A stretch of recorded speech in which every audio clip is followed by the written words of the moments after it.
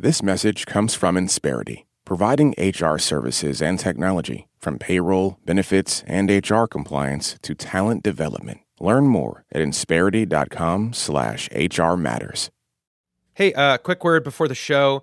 The 2024 election is over, and as a new administration prepares to assume power, it is our job across the entire NPR network to report on what they do with that power. That's why we're here.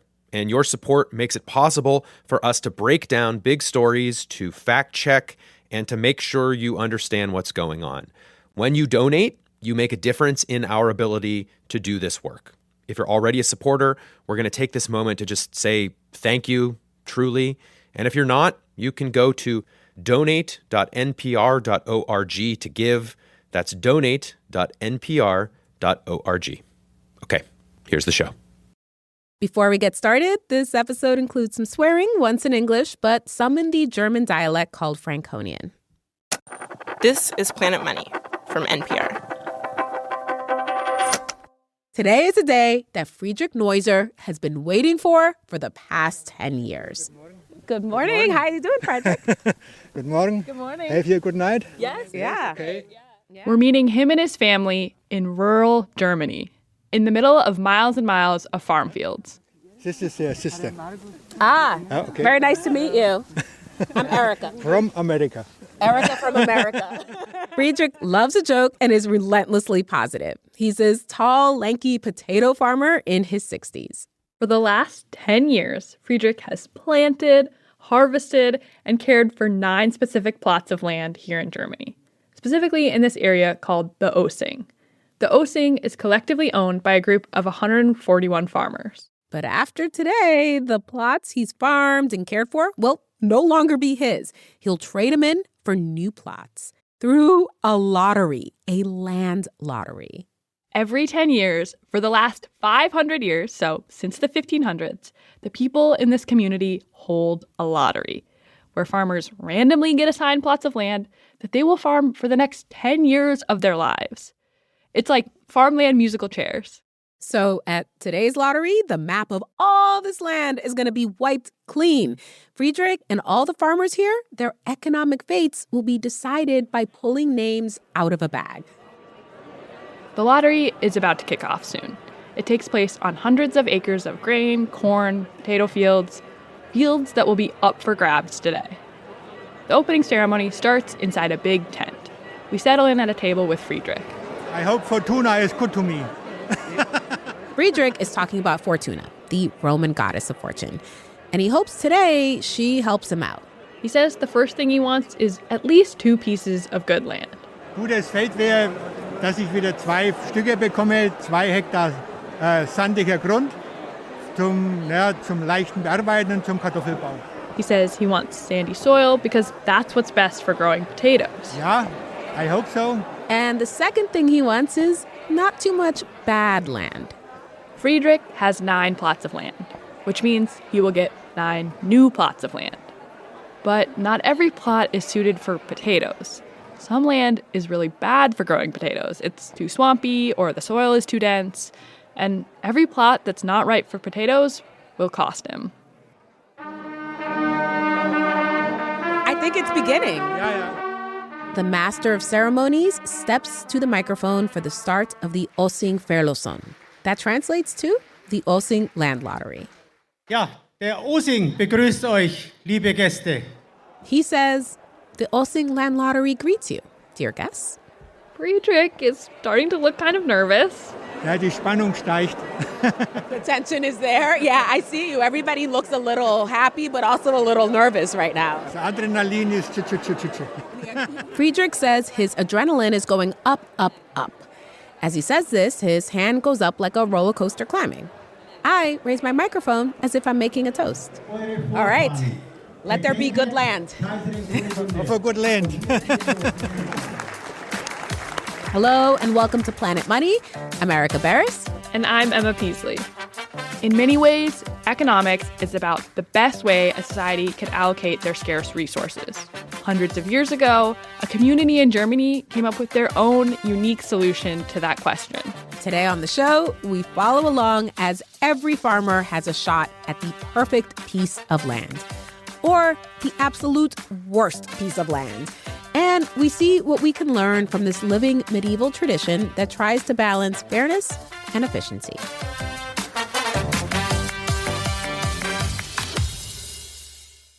Support for this podcast and for Planet Money Summer School comes from Capital One. With no fees or minimums on checking accounts, it's no wonder the Capital One bank guy is passionate about banking with Capital One. If he were here, he wouldn't just tell you about no fees or minimums. He'd also talk about how Capital One cafes are open 7 days a week to handle your banking needs. It's pretty much all he talks about, in a good way. What's in your wallet? Terms apply. See CapitalOne.com/bank. Capital One N.A., member FDIC.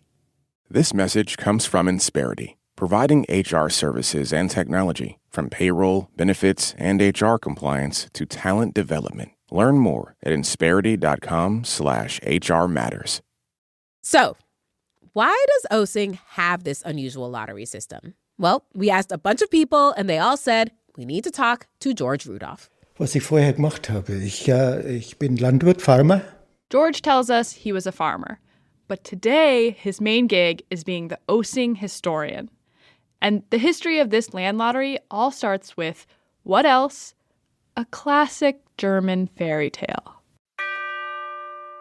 The story begins 1,000 years ago. Die beginnt so, dass ich die Kaiserin, When an empress, Empress Kunigunde, was on a hunting trip here in this area. She got lost. Dass sich die Kaiserin hier auf einer Jagdausritt befand. Back then, this land was all forest. And there were 4 villages at the edge of the forest, to the north, south, east, and west. So, Empress Kunigunde was lost in the woods and she couldn't find her way out. Und aus Dankbarkeit, dass sie wieder zurückgefunden hat in ihren Until Ort, she heard bells from the churches coming from the communities at the corners of the forest. Das ist in 3 Sätzen die Geschichte. She found her way out, and she was so grateful she gifted the forest land to the people of these 4 villages. And that forest land became the Osing. It became the Osing farmland. Okay, so parts of this fairy tale are probably not true. Like, these churches did not have bells 1,000 years ago. But everyone agrees the empress gave them the land. And while giving them the land was nice, it also created a problem that would eventually lead to the Osing lottery. Because the 4 villages had to share that farmland. Now, communal farmland, it was not such a novel idea, especially around this time in Europe. Lots of places communally farmed land. But what the people of the Osing did next was kind of novel. Diese 4 Orte gab es ja nicht immer Einigkeit, sondern sehr viel Streitereien. So they had some fight or some trouble with each other because they said, okay, you get better farmland than we, and so on. This is Marcus Hofmann. He's an interpreter who helped us out. He's from this area, and he knows this story well. And he says, you see, the people here fought over the lands with the better soil. They fought over how much land they were getting. It was not a war. It was just a fight, a verbal fight. Okay. They don't kill each other. So it was just squabbling, and your land is better than my land. And maybe they punch each other. But it was not a war. It was not a war. It was not a war. Okay, so punching, but not a war. All over who got better land. Some parts were hilly, hard to get to. Some soil was better because it was fertile and you could grow almost anything on it. The worst soil was rocky and full of pebbles. So this is why in the 1500s, the villages came up with a novel system to distribute the land. Elsewhere in Europe, communities were turning communal land into plots people owned individually. Here in the Osing, though, they came up with their own version of land ownership. They said, okay, we have to do it in a fair way for all the people from all 4 villages. So the villages created the land lottery. Basically, the Osing would be divided among the people of the 4 villages. The farmers would randomly be assigned plots. The good ones, the bad ones. Now, some people would be luckier than others. That happens. So there's another part of the lottery. You only got to keep your land for 10 years. So After 10 years, the names went back in the bag and there was a new drawing. It meant no one would be stuck with a bad plot forever. Another lottery, another chance. And this is the reason why we have the raffle every 10 years. So in 1 year you are lucky, you get better land, or in the next time you are not so lucky, you get more worse. The Osing doesn't belong to anybody. It actually belongs to everybody. And while we don't do a lot of things today the way we did in the 1500s, for good reason, this land lottery has not changed at all. Every 10 years, in a year that ends in 4, right after the harvest, the people here have held a lottery, no matter what.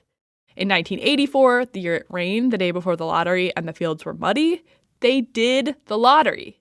Even in 1944, during World War II, when bombers flew overhead, they still did the lottery. And today, in 2024, it's sunny, a little windy, and people are milling around, mostly dressed in jeans and hiking boots. But there's also a man dressed in lederhosen and a woman in a red velvet dress with puffy sleeves and a crown. Is that the Empress? Kunigunde is coming. Kunde is coming. When the lottery begins, hundreds of people spill out of the tent and onto a gravel path. All the people are moving at the same time. Yeah, so it's a traffic jam. Yeah, it's a traffic jam. The first thing to know about this lottery is that it involves a lot of walking. They really walk at a brisk pace. All right, I guess we should walk a little faster. No, there are a lot of people behind us. They won't start until we all get there. Yeah, absolutely. Friedrich, the potato farmer, is moving fast. He has real dad at the airport energy. He's walking with a purpose, and we initially lose him in the crowd. Oh, there he is. Hello again. Hello again. We're going to walk plot to plot and watch as they randomly draw winners at each one. In total, the group will walk to about 600 plots. It's a long walk. It's a long walk? It's a long walk, yes. I hope I wore the right shoes. We never walk alone. We get to our first plot with Friedrich and his son Veit, who's taking over the farm. Veit has all the stakes with their name. They have 9 stakes for 9 plots of land. Some farmers have dozens of stakes, others just a few. The master of ceremonies stands in the middle of the crowd with a bag that has the names of all the farmers in it. Friedrich has a blank map of the Osing, ready to be filled in if they call his name. We check out this first plot. How is this land? Is this good or this is bad? No, it's everything a good land here. This would be good? Yeah, it's good. What is so good about this land here? Now it's the same ground, it's sandy, no stone, small stone. Some of the best plots are at the beginning of the lottery. This first plot would be good for any crop, but it would be especially good for potatoes. So Friedrich really wants his name to be called. A kid from the community reaches their hand into the bag, pulls out a slip of paper. The name of the winner trickles through the crowd. Tony! The name they call is Tony, not Friedrich. Tony gets this plot. There's some celebration as the new landowner makes their way to the center of the crowd and hammers a stake in the ground. And then we start moving to the next plot. Each plot is a little different, varying sizes, different soil quality, and that adrenaline Friedrich felt earlier, it's stronger. Because the land at the beginning of the lottery is some of the best, it's fertile, workable. He really wants his name to get called. Oh, here we go. Here's another one. See what happens now. Mittenmeier Claudia. Again, not him. After an hour, 2 miles of walking, and a dozen more names being called. Wilner. Not you again? No, my name. Friedrich has watched as a lot of his neighbors get good land. No, my name. Still? No. Fortuna is not good to me. Fortuna is sleeping. What's going on? Are you sure your name is in the bag? Bist du sicher, dass deine Namen da drin liegen? This is Friedrich's 4th lottery. When his son was little, he was one of the children who pulled the names out of the bag. Kids love to do it because the farmers whose names they pull tip them. Today, his 8-year-old neighbor, Obi, is one of those kids getting handfuls of euros. I got a 30 again. Now I have 90. You have 90? Yeah. So you've read 3 times? Yeah.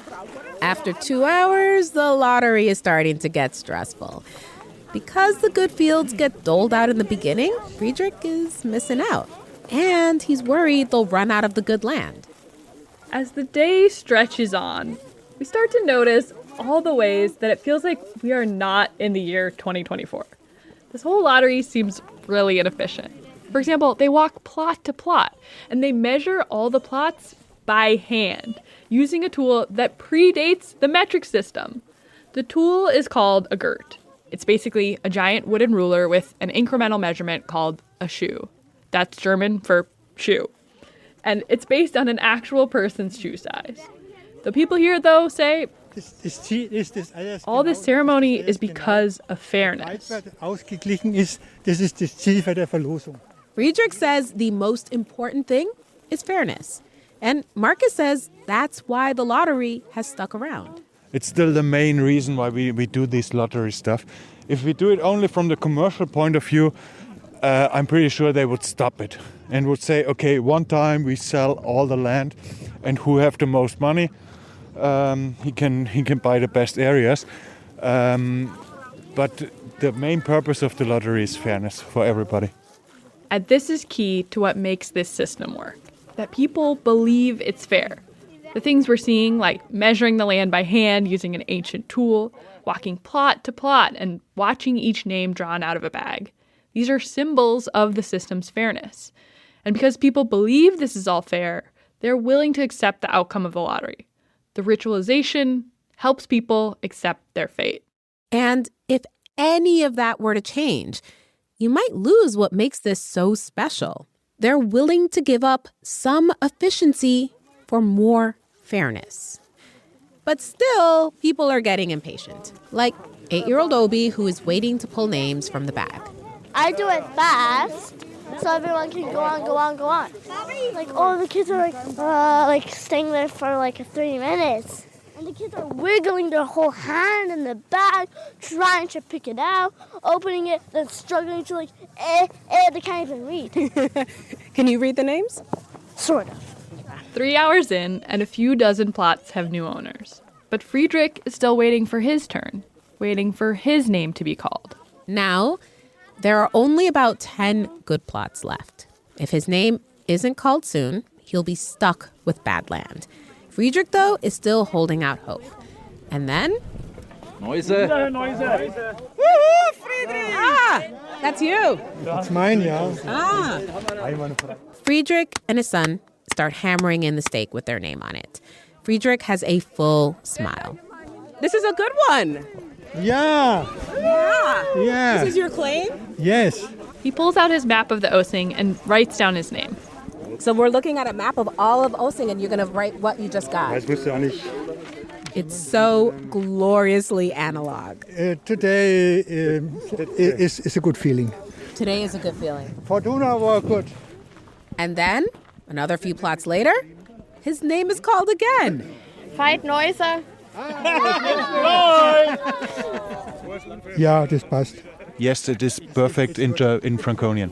Wait, this is perfect? This is perfect. Perfect, yeah. His bag is 2 stakes lighter. Friedrich is happy. After a bit more walking, he gets a few more okay plots.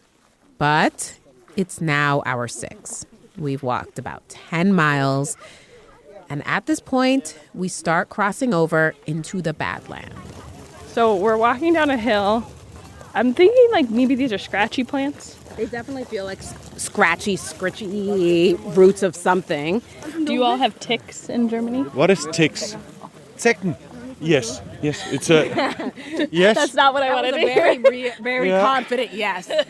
Yes, unfortunately. It feels like things are changing. The sun is bearing down on us, and the soil in these plots is noticeably worse. This is not the kind of land Friedrich wants, but he still has 3 stakes left. Friedrich is worried about getting one of these really bad plots. And after a few draws, his name does get called. Friedrich's son, Veit, hammers their stick in, and when he finishes, he leans over and mutters something to Marcus. Just before he walked away, he said, you can tell it's a clump. Schlump is Franconian, and we'll let Marcus explain what it means. Schlump is Franconian slang for it's shitty. This land has terrible rocky soil. It's nowhere near his house or even his other plots. Schlump. Schlamm. Yeah, your son said schlamm and walked away. So that seems like he didn't like this land too much. Ja, es ist auch Schlamm, aber es ist ja nicht wertlos. Es ist halt nicht so hoch im Wert. He says it's a bit schlumpy, but not worthless. Still land, though. Friedrich, the eternal optimist, knows that all hope is not lost. Friedrich has gotten 9 plots through the lottery. 2 are really good, a few are medium, and 2 are schlumpy. But these might not be the plots he ends the day with. Because in all the rules of this land lottery, there's another move that can be made. Na, ist noch nicht vorbei. Friedrich says it's not over yet. Die Hoffnung stirbt zuletzt. Hope dies last. There's still a possibility. After the break, the Osingverlosung allows Friedrich one more shot at getting those good plots of soil.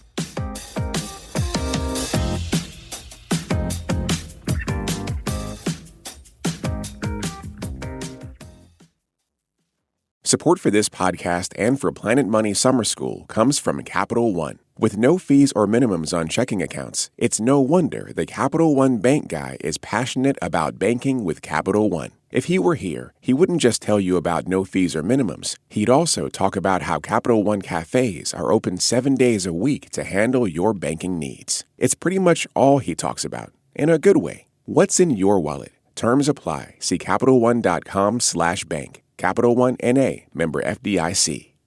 This message comes from Ethos. It's easy to put off getting life insurance until something unexpected happens. That makes you realize your family needs you covered. Ethos makes it easy. It's 100% online. No medical exam, just a few health questions. Apply in minutes and get same-day coverage up to $3 million. Get your free quote today at ethos.com/money. That's ethos.com/money. Application times and rates may vary.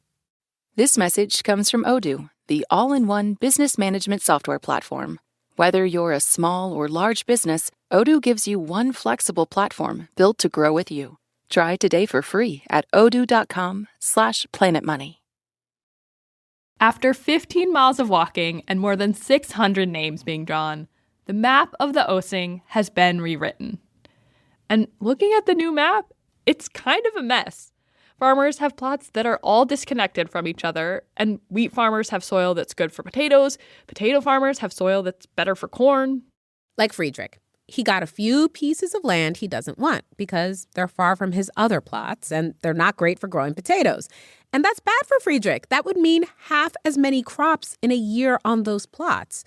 But that's also bad for the economy because this land would be great for farming corn or wheat. And so Friedrich getting this land is kind of a waste. This is partly why pretty much everyone else on the planet buys and sells land. If Friedrich could just buy the land he wants, he could make sure he got exactly the land he needs for potato farming. But because he's in the lottery, he has to leave it to chance. So the lottery's fair, but maybe not efficient. That's why the people of the Osing have a second part to the Osingverlosung. The celebratory tent has turned into a trading pit. Farmers like Friedrich can go to another farmer and outright trade for a better plot. There are more than 600 other plots, hundreds of potential deals. And this is maybe the coolest part of the day. Farmers are sprawled out across tables, they're poring over their maps of the Osing, they're constantly writing and erasing as they go back and forth on offers. A secondary market has emerged because even though the lottery is designed and executed to be totally, completely random, after the plots are assigned, the new landowners can all trade with each other. Essentially, Marcus says it's like this game we all kind of know. It's a little like Monopoly.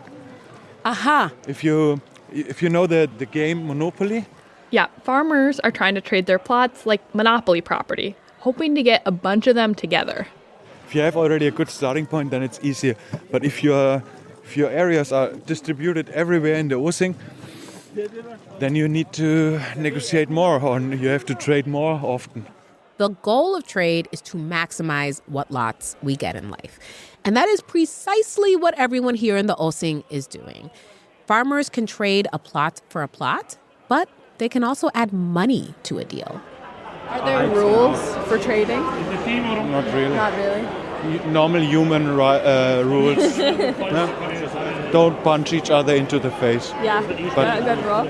Friedrich and his son start trying to make some trades. They want to get rid of their bad, schlumpy plots. Wenn wir sagen können, das tauschen wir für dich, dann läuft es. Dann tauschen wir es halt einfach Land gegen Land. They approach one farmer who seems open. They all scrutinize their respective maps. Können wir uns dann einig? Ja. Okay. Sind wir uns einig, ja. Also, danke dir. But then the other farmer abruptly walks away. Did a deal happen? A little bit. What does that mean, a little bit? A little bit means the other farmer is open. He's willing to trade, but only if Friedrich and his son convince the farmer with the plot on the other side of them to trade too.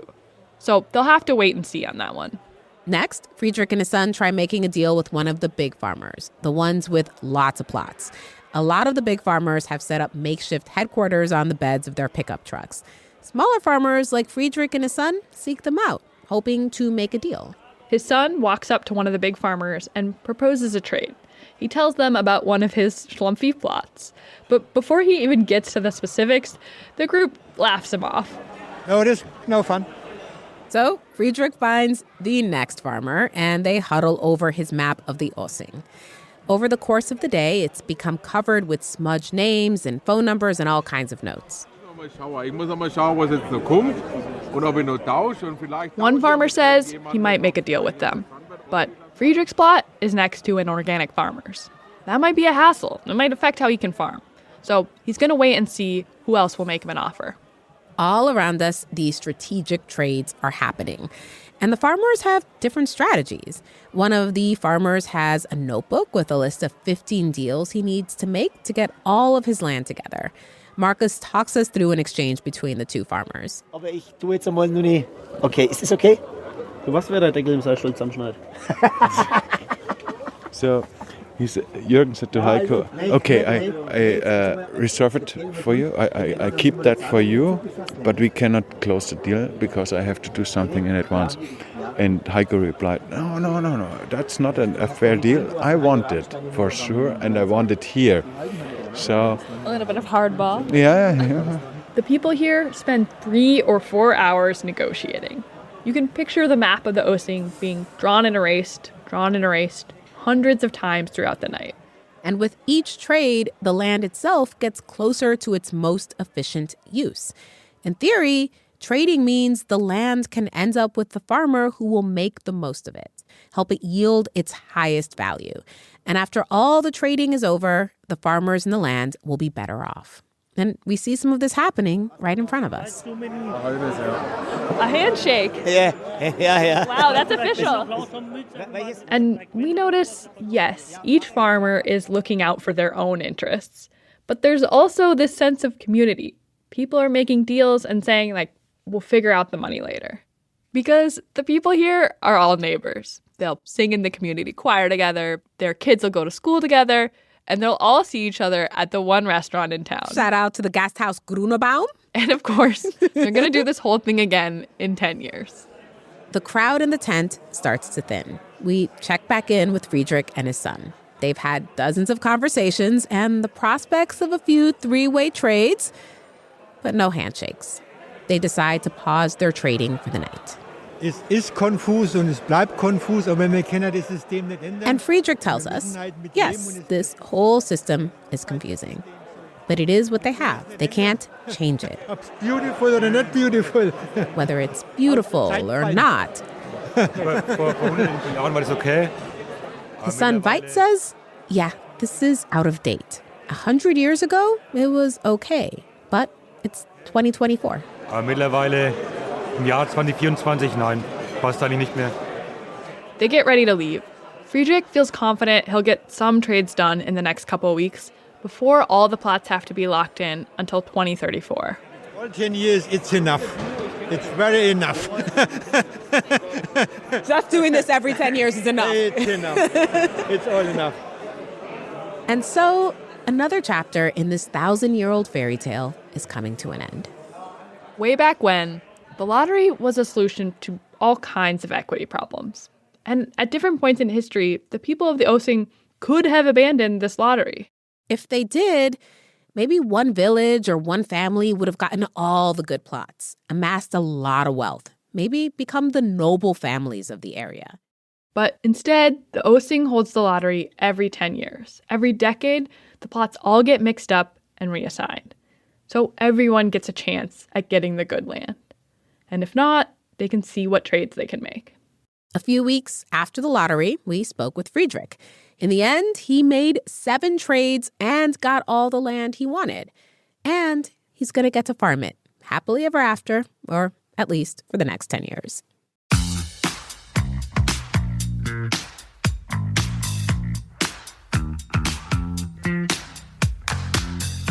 Today's show was produced by me, Emma Peasley. It was edited by Jess Jang, reporting help from Sophia Shukina. It was fact-checked by Sierra Juarez. It was engineered by Neil Rauch. Alex Goldmark is our executive producer. Thank you to Karina Tall. Adam Berry, Caitlin Carroll, and Caroline Dries provided interpretation help. And thank you to Mary Claire Pete for first telling us about this land lottery a couple years ago. I'm Erica Barris. And I'm Emma Peasley. This is NPR. Thanks for listening.